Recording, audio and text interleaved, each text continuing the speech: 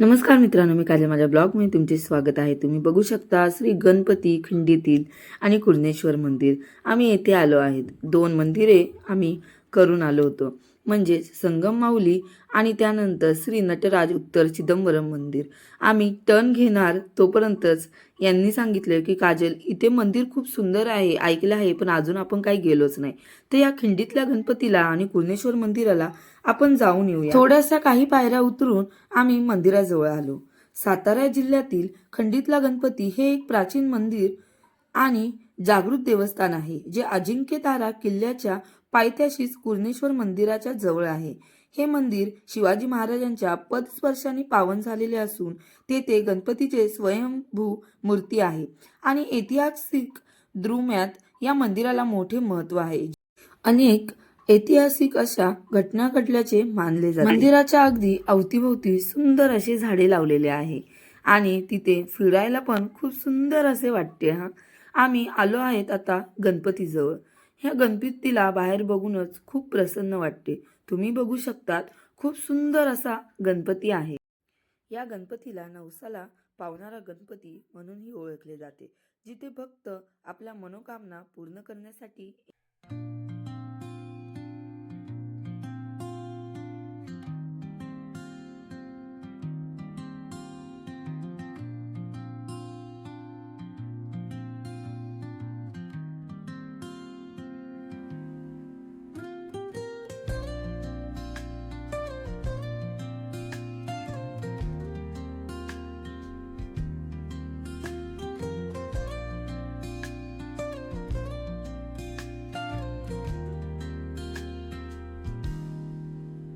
soft strums of the warm acoustic guitar blend with the gentle sound of the waves crashing against serene. Ganpati मंदिराच्या पाठीमागेच आपल्याला पायऱ्या दिसतात. त्या पायऱ्या उतरून आपण खाली कुरणेश्वर मंदिराकडे चाललो आहोत.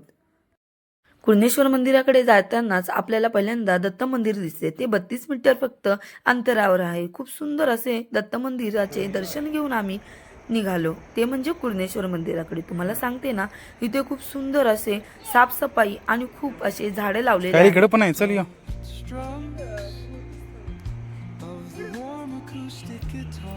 विविध प्रकारचे झाडं आपल्याला इथे बघायला मिळतात आणि जाताना जणू काय आपण एका कोकणातच येऊन आलो की काय असं वाटतं. म्हणून आम्ही इकडे जाताना आम्हाला फारच मजा येत होती.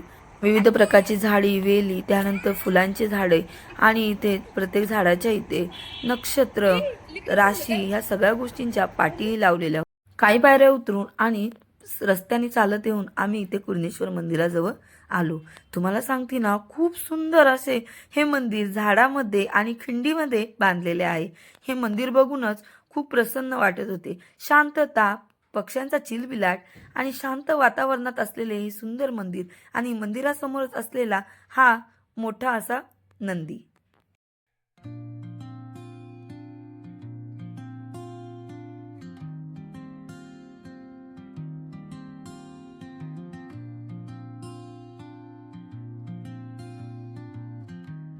या मंदिराकडे बघून आणि इथले वातावरण, खिंडीतला गणपती, त्या बन्याबापू गोडबोले आणि मालतीताई गोडबोले यांचे इथे समाधी स्थळ आहे. तिथे खूप सुंदर असे तलाव आहे. तलावामध्येच आपल्याला सुंदर प्रकारचे विविध कलरचे फुलंही बघायला मिळतात.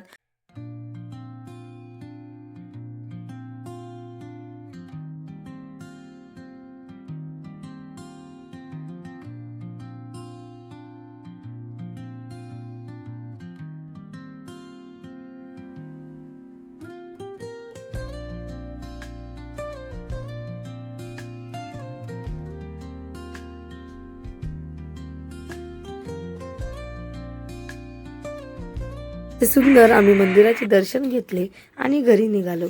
तर आजचा ब्लॉग कसा होता नक्की कमेंट करून सांगा. आणि अशाच विविध ठिकाणी जाऊन आम्ही तुम्हाला जिथे जाऊ तिथे छान छान मंदिरे दाखवण्याचा प्रयत्न करू. आणि तुम्हाला असेच मंदिरे वगैरे बघण्याची आवड असेल तर नक्की चॅनलला सबस्क्राईब करा. आणि हो, भेटूया नवीन व्हिडिओमध्ये. तोपर्यंत काळजी घ्या. बाय.